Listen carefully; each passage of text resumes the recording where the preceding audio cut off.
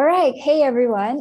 Today we'll be talking about a career in software engineering. And here with me today, we have Jason Loh, who is our new mentor, and he is currently a senior Android developer at Photobook Worldwide. So, Jason, can you please introduce yourself, a little bit about your background and how you get to where you are today? Hello, everybody. I'm Jason, as you know, Seating so kindly introduced me. I'm currently an Android developer in Photobook Worldwide, also mentioned by Seating. So how I guess I'll start with my career. So I first started the more drier, boring part, and then I'll move on to my personal stuff. I started out as an intern in mobile development in a company in Subang around 2016. I actually graduated as a bachelor's in software engineering, specializing in games development. So I actually wanted to do games development early on, but I pivoted into mobile development because I don't know. It felt like the space was much more vibrant and challenging at the time. Hence why I moved into the space.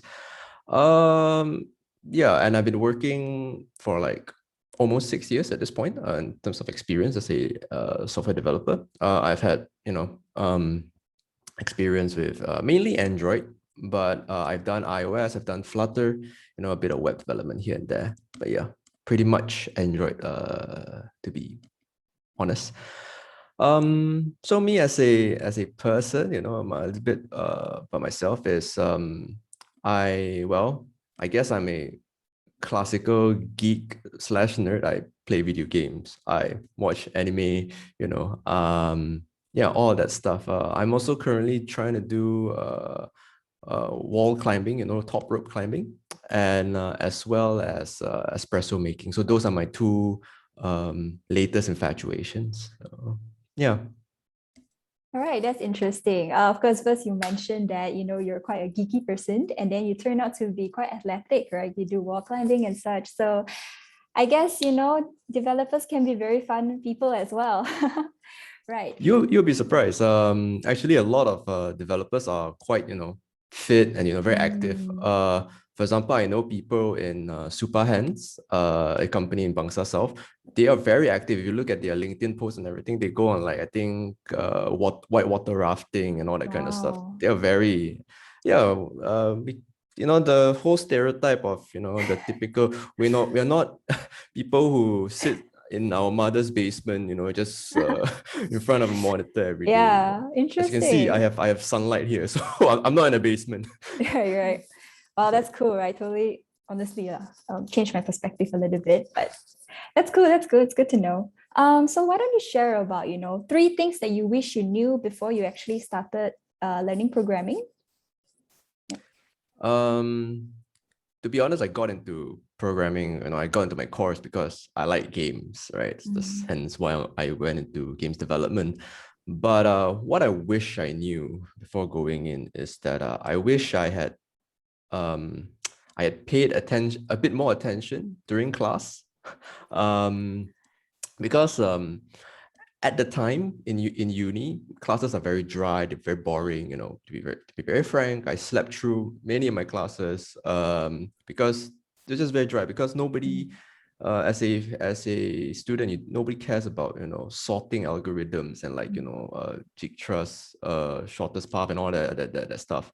But as when I went into the real world, I realized maybe 5% of the time I actually needed that knowledge. And those Mm. 5% of the time, it is very important I had that knowledge. So having a foundation in computer science and paying attention in class was good. Not to say that you need a degree, or I guess formal education to be a software engineer, because many of the world's best software engineer isn't. One of my colleague from when I was working in Japan didn't have a bachelor's degree, but he was a very good software engineer. Mm. So I just wish I paid more attention though Mhm. in class, Yeah. in the fundamentals of it. Mm. And not take it for granted. And I guess also for me and for especially fresh graduates, not so much about, it's just not really related to programming, but I guess it's more like the field itself, like the software engineering field itself. I Soft skills are important. We take that for granted, or rather, Yep. we don't even take that into consideration. But Mm. soft skills are important because you could be a superstar programmer, but if you cannot work well with your team, then Right. you just can't work well. And Yeah. it shows even in, like, university courseworks, right? Yeah. You have people that go MIA, missing in action for an entire semester and turn up Totally in, get what you mean. Yeah. right? So yeah, I'm not to it's not a blanket statement, but that's not exactly, it doesn't exactly inspire confidence if you are that kind of a person. Right. So yeah, I would say soft skills are really important, Right. because at the end of the day, when you're writing software, when you're writing code, you're not really writing it for the computer. And people always mistake this. You're actually writing it for your fellow programmers to read. Mm. Yep. So you need to be kind when you write code. You need to be kind to your Empathetic. fellow colleagues. Empathetic, exactly. Yeah. I know you asked for three, but honestly, those are the two that I can really think of. Oh, So, okay. but yeah.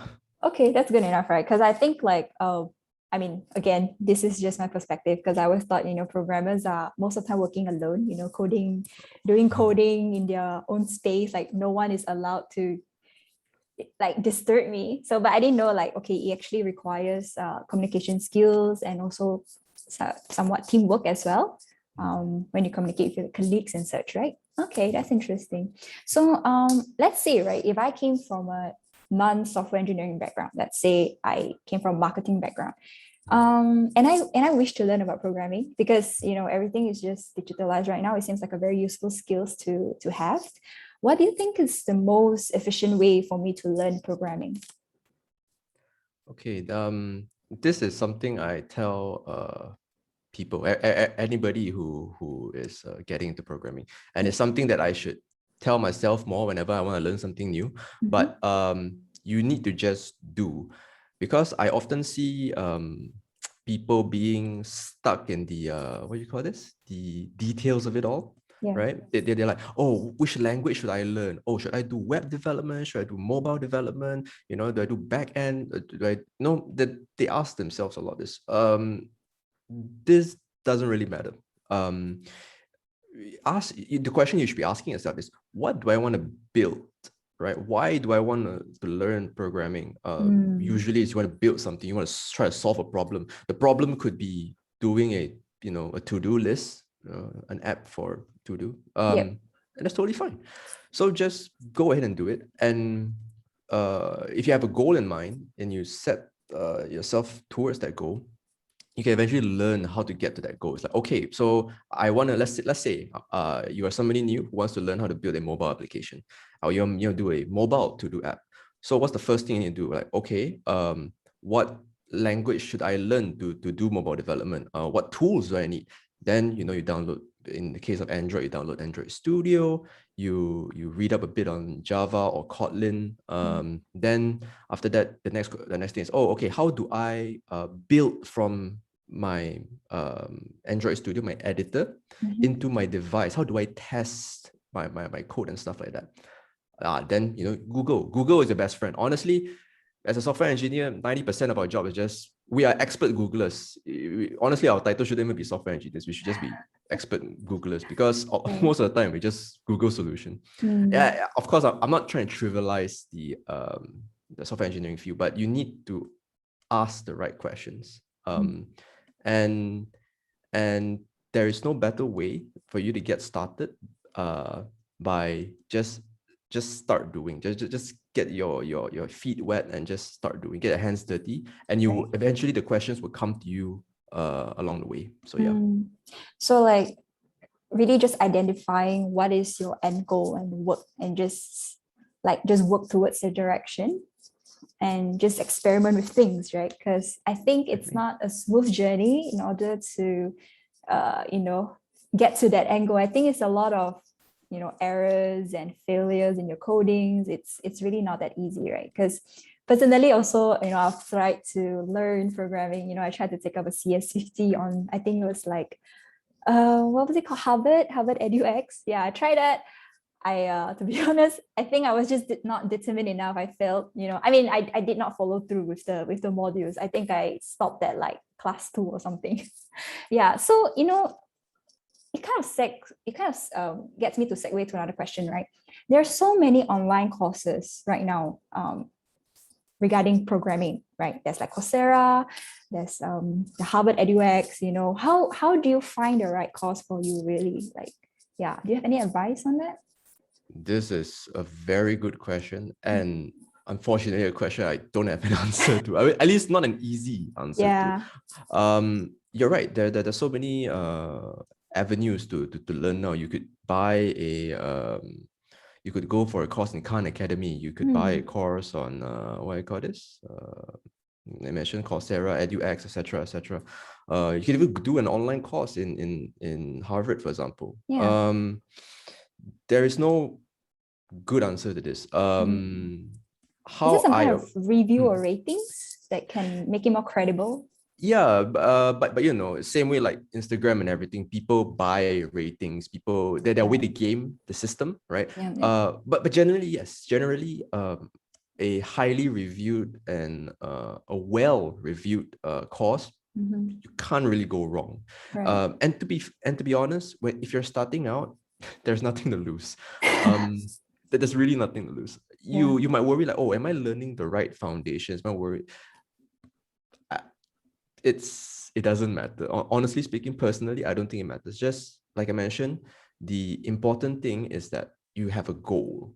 And then all of these courses are just there to help you unblock yourself getting to that goal. Again, Right. in this case, let's assume that making a to-do app. If this course has materials, the course list has materials to help you reach that end game, then that course is worth it. That course is good. But if it doesn't, like if you just bought a completely unrelated course for web development when you're trying to do a mobile app, then obviously it's pointless, right? So, yeah, you can look at reviews. But the most important thing is ask yourself, what do you want at the end of the day, and try to align that to the course's outlines, Right. the table of contents. So yeah. I see. Okay, cool. So another like common question, I guess, people would tend to ask, right? Like, do I have to be good at mathematics to become a developer? Yeah. Yes and no. Okay. So this is one of those things, like I said, don't sleep in class. I wish I was better at my fundamentals. So you probably ever use mathematics like 45% of the time when you're programming. Okay. But most of the time you don't at all. Like, because we are incredibly fortunate. We're living in the year, well, relatively speaking, relatively fortunate, in the year 2021, right? Where we literally have the power of the NASA space program on our phone, more than the NASA space program in the 1960s, the Apollo missions. On our phone, we have more computing power on the phone. So with that leap in technology came a lot of, advancement in how we write code as well.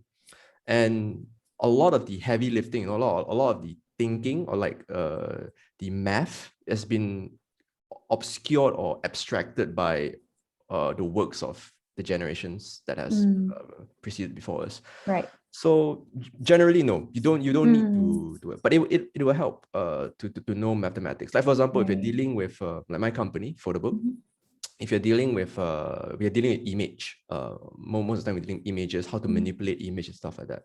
We do need to know some mathematic formulas and concepts to be able to produce the results that we want in images. So yeah. So it really depends on no. what you work on, is it? Exactly. I see. Exactly. Okay. Interesting. Yeah. So basically, right, for us, we've basically skipped through the hard work of mathematics and everything. Now we're having the easier life. Exactly. We have our, like I said, our ancestors to thank for Yeah. Okay, interesting. So yeah, I mean, it's good to have the fundamentals to the mathematics fundamentals, but it's not really that important in order to become a developer. Is that right? Okay, all right. So yeah, speaking of like, facing having frustration when it comes to facing coding errors and such, right? Uh, Maybe you could share about the longest time that you've been stuck with a coding problem. How did you feel about it? How did you work your way around it? Yeah, Wow. The longest time I've been stuck with programming. yeah, So there's a lot. Like I can most of the imagine. time, yeah, I would say probably the longest in that I've ever been stuck on a problem is probably like a week or two. Mm, Um, this is like trying to just that day in day out, just trying to find a solution online, trying out new things, new approaches. But generally, as the more experienced you become, you realize that some tasks are just not worth the time invested in it. So generally, that's like we call it time boxing, right? We time box ourselves, like, okay, we give ourselves, say, 1 week to solve this problem. If it cannot be solved, and if it's not like mission critical, if there are higher priority things to do, because at the end of the day, you're working for a company. You're working with a timeline. You need to compromise with things. Then you have to throw it out the window. But the longest that I've ever been stuck with a problem is probably like 1 or 2 weeks. Yeah, that is really long. yeah, it's quite long. I've known people that got stuck, especially you're talking about big companies. You're talking like Google or like Facebook level, or like even like companies like AT&T, Verizon, stuff like that. Their code base is so huge. Their product is so huge that just to fix a small little text or whatever could take you a week. I have friends who work in this big company that say, yeah, it's so hard to navigate through the code. There's Mm, so much things to know beforehand that it just takes you so long. yeah. So it's not surprising, to be honest. Do you spend most of the time on like troubleshooting or actually solving the code? They're one and the same, to be honest. Because if you can identify the problem, the Yeah. solution is usually easy. But the Mm, problem is, and we get this a lot, a user will complain, oh, my app is slow, my app is not loading. To us, it's like, it could be a million things. What do you mean the app is not loading to you? Are you connected to the yes. internet? Like, you know, Yeah. so so that's why the debugging part of it is usually the longest, because you're trying to find Mm, out what exactly is going on. So if we have users that give us the entire step-by-step reproduction of how they got to that problem, they are the ideal user to a programmer. It's like, oh, perfect, I can, yeah. it's reproducible. It's not just slow. Slow means nothing to me. It's like it could be a million things. Yeah. So yeah, It's not helpful enough, right? Oh, it's not it's slow, helpful. but yeah. Yeah. Okay. Yeah, and sometimes like I've heard, right? Like sometimes it could be just missing out on like a semicolon in your code. That's what makes it like, oh, okay, so that is the problem, right? It must be quite frustrating, right? It is. Yeah, That but is yeah. how did you like how do you work with that frustration? That's what I'm curious about, I think. Uh Personally, Yeah. I mean, I still get that on a daily basis. I still Mhm. do that on a daily basis. Like, oh, forgot amateur mistakes. Like, oh, I've completely forgotten this line that makes everything work. Or like in the case of semicolon. Nowadays, not so much semicolon, because Okay. modern languages don't really use that as much anymore. But yeah, how I deal with it, I just slap my head like idiot. It's Do you like, also have like a yellow duck? I heard that's also a very helpful tool, right? yes. Oh, you're familiar. Yeah, Yeah. so to those that don't know, what Seating mentioned is called rubber ducking. Rubber duck, right? Yeah. Yeah, it's an actual practice, not just in software development, but I think it's popularized in software development, where you buy a actual rubber duck, put it in front of your desk, and whenever you have problems, you talk to that duck, right? Yeah. And you just explain your problem to the duck. So I used to do that. Like, I had a rubber duck called Bob, and I would just stare at Bob and like, hey Bob, I'm facing this problem. I can't load this particular list.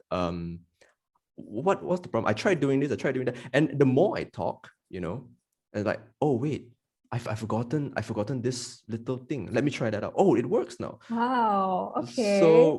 So yeah, we do that, but that rubber ducking can't help, like you mentioned, the semicolon mistakes, Yeah.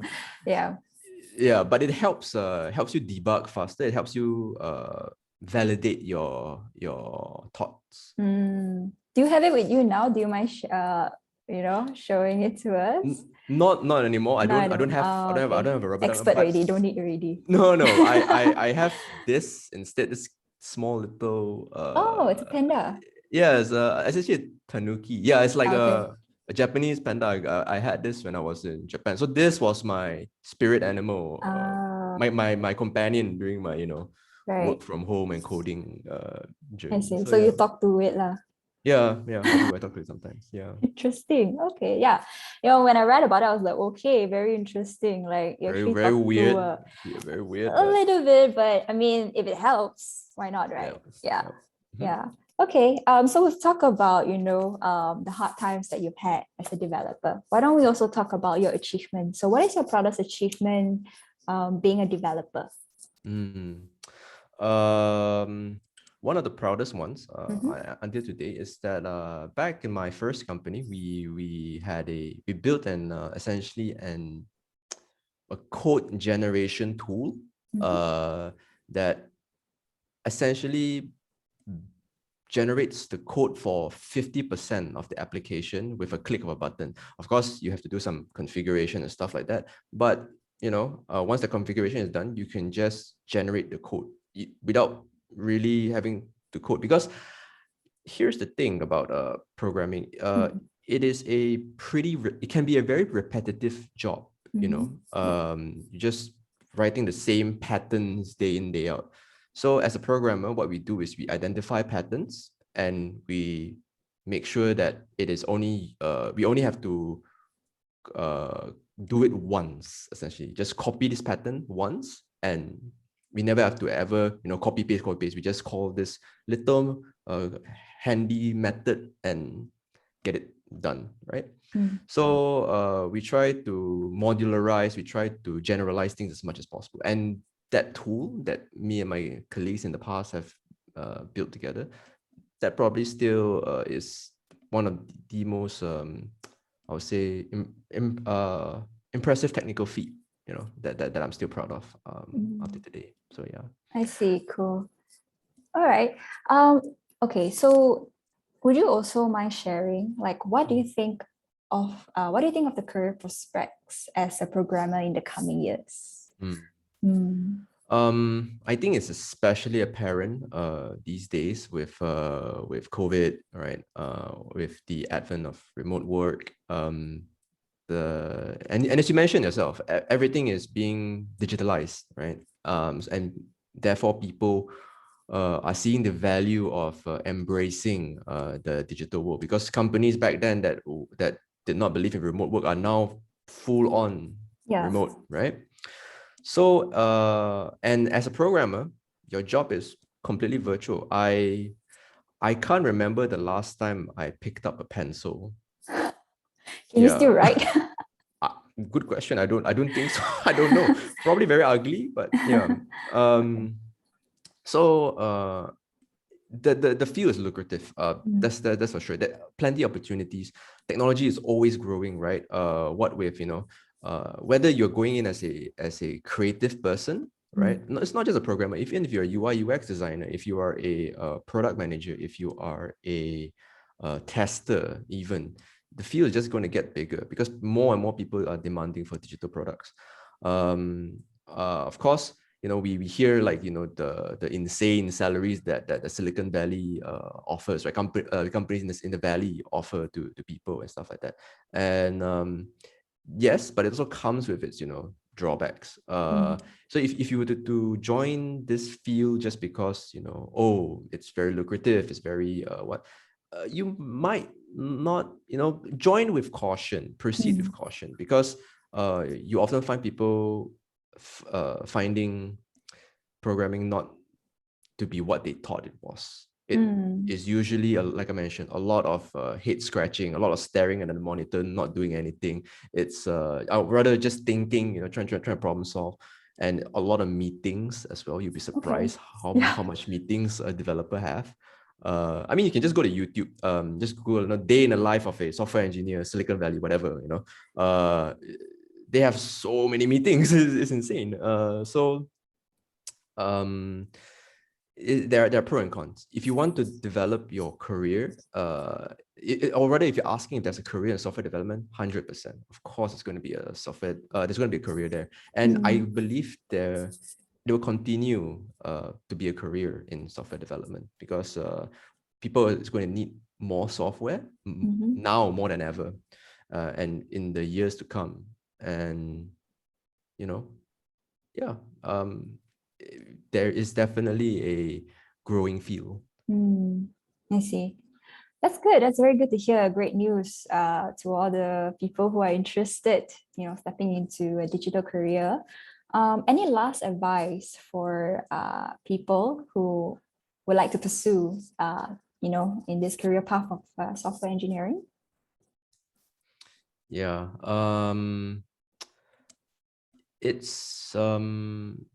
It's not an easy field to break into because of the the sheer technical knowledge required. However, like I've also mentioned, you don't need a degree to be in this field. You don't need formal training to be in this field. Anybody can pick up a course, or like I mentioned, just have a goal, set a goal, do something, and once you do it, you're going to have a portfolio. And trust me, even Photobook, we multiple times have hired people from a completely different field that pivoted from, in my team, we had a person who was a interior designer, an architect that pivoted into software engineering and an iOS developer. We've had people who were in, marketing that pivoted into programming as well. Wow. And if you, like I mentioned earlier, asking the right question, having the right attitude, having the right soft skill, you will learn very fast. I would like to believe that, especially in the modern age now, in recent years, programmers have been a bit more cultured and developed in terms of our social skills. That we are friendlier to our, juniors, to our fellow colleagues. We are not. People always think, programmers are like awkward people that do not know how to communicate. It can be true. But that's a stereotype. And stereotypes aren't necessarily always true. Yeah, I mean, look at you. You're speaking so well. I mean, I don't know. It's like I feel like I ramble quite a bit, but the point being is that anybody that wants to try out software engineering, just give it a shot. Set a goal, and ask questions. Ask the right questions. Learn how to learn how to ask the right questions, and eventually you will find yourself in a position in this field. I feel so. Yeah. All right. Thank you so much, Jason. That was very, very insightful. I guess that's all the questions I'll have for you today, maybe more in the future. If anyone is interested to speaking to Jason, please feel free to book him for a mentoring session on Future Lab. Reach out to him, look at him. He's intelligent and friendly. He'll be more than happy to help you out. Yes. So thank you very much. I guess we'll see you again, Jason. Yep. See you again, Siteng. Thank you very much. All right. Thank you. Bye. Bye-bye.